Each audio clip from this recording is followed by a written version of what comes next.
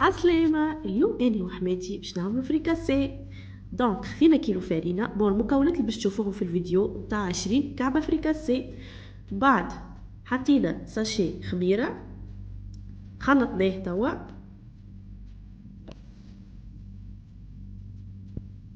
وتوا نصبو شوية ماء دافي ونبداو نعجنو بشوية بشوية لين تتلم العجينة.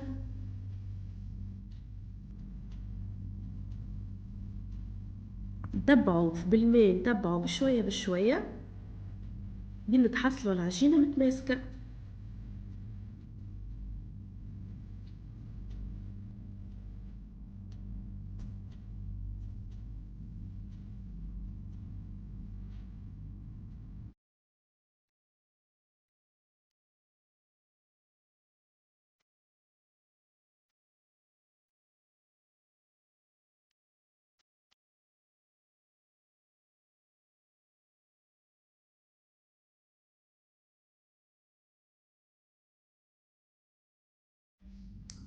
توا نزيدو شوية زيت ونبداو نعجنو بشوية بشوية، على خاطر الفرينة باش تقعد لاصقة في ايدينا، دونك لازمنا زيت باش نجمو نحيو الفرينة والعجين من اليدين ونتحصلو العجينة كما قلنا متماسكة.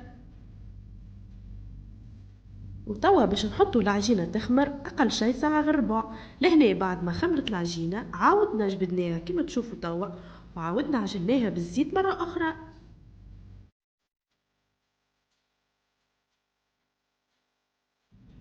توا نرجعوها ترتاح أقل شيء نص ساعة أخرى، مرتين لازمها ترتاح.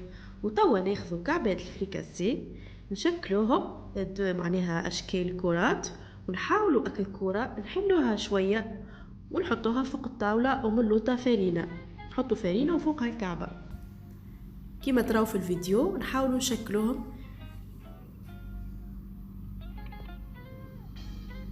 توا باش نقليو كعبات الفريكاسي نحاولوا نسخنوا الزيت شويه بالقوي من الاول، ومن بعد نخليهم يتقلاو على نار هاديه وردوا بالكم لا يتحرقوا.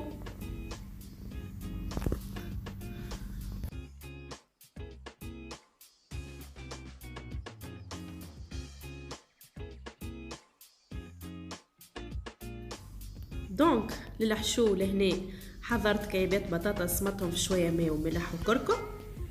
لهنا كعبات عظم قصيتهم جويدين لنا بيان سور معدنوس باش نزينو بيه، وما نجموش نستغناو على الزيتون. عنا هريسه اي نوع تحبوا عليه، وعندي لهنا تن نحيت له الزيت نتاعو.